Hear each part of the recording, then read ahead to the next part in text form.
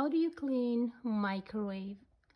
All you need is a little bit of water and a little bit of vinegar. So I have a little bit of water inside a mug, and just add a little bit of your vinegar.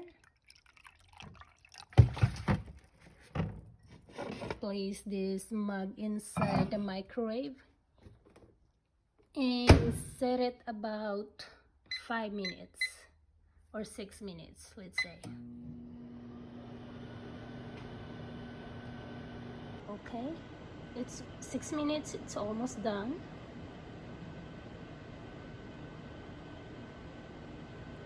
2, 1, okay, here it is. Remove the mug inside the microwave, and also remove the one and just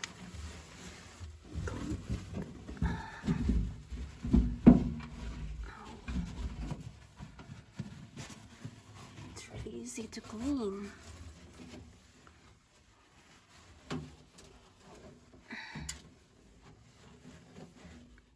Look.